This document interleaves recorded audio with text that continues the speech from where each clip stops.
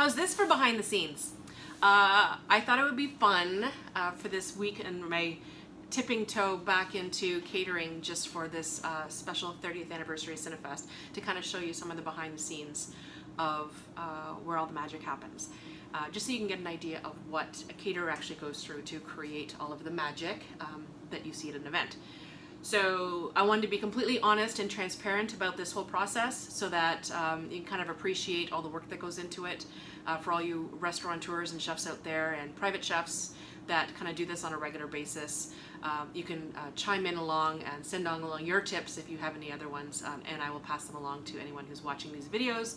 But essentially it's just, it's good for me to kind of document it because a lot of it ends up happening up here because I work alone most of the time, and people are always asking me questions about the steps that it takes to create the recipe, put things together, figure out how it's transported and how it's finished on site.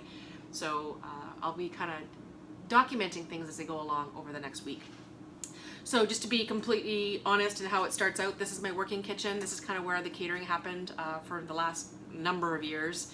So it's not my home kitchen. This is actually a second kitchen that's in my home that's separate just for the food service business. I have a backsplash that I started that I never finished. That is from like 2009. I had this great idea. I was going to do this whole shiny silver backstuff. Anyways, it just never got finished. I figured it was going to be too expensive and I had too many other things to do. So now it's a backsplash only behind my sink, which is kind of funny. And then I have a standard gas stove. It is not this big fancy model.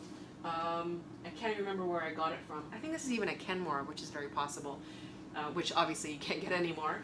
And then I do have a Wonder Woman sign over my microwave. My husband found that for me someplace over the last 5 years or something. So it kind of just stayed there as a reminder that I am all powerful in my little domain here. You can't see it from here because they have the camera set up on a tripod, but I have a wall of fridges and freezers on this side, which has been helpful because there's a lot of the process has to do with chilling and freezing and that kind of stuff, but you'll get to that in future videos. And a couple of stand mixers, and then yes, everything I need is an open shelving so I can grab and go as I need to, besides like pots and pans and stuff that are in the cupboards. And it's usually not this chaotic and messy, but I just got in an entire case of cool little display units and disposables and stuff like that to use next week, and I needed to take everything off my counter because it drives me bonkers when things are crowded. So I tucked everything in up top just for the time being until I start packing for next week. So hopefully you follow along in the videos. If you like them, let me know. I'm going to try showing the process from the beginning of the appetizer I'm creating. I'll use one as the example as opposed to doing like 20 of them and confusing things. How I came up with the recipe, how I came up with the final product, and then all of the steps that come in between that so that you get a good idea of all the behind the scenes of how a caterer thinks maybe differently than you would at home to create something for a party. So hopefully you find these interesting and a little bit eye-opening. And it also is good for me to start putting things to paper or into video in this case, because I have a tendency to keep everything in my head, and because I tend to work alone, a lot of times at the end of an event someone's asking me for a recipe or what's in something, and I always have things listed down and I can tell you what's in it. But how much of what went in where, sometimes I'm winging it at the last minute and I don't necessarily document everything.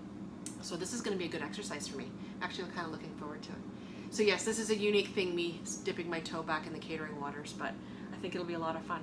So send along your questions.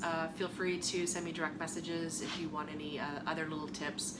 And if you work in the restaurant or catering industry and you've got some tips you want to share with any of the people who are watching these videos, feel free to send them along and I'll give you a shout out, because I think that sometimes people who do catering, private chefs, working kitchens, restaurants, I don't think people sometimes realize all the magic that happens and all the things that have to go into that final product in that event. So I just want to make sure that that everyone kind of celebrates all the food and drink stuff that happens at these larger events like Cinefest. So happy 30th anniversary Cinefest, and I'm excited to basically feed all of you for this coming week. See you.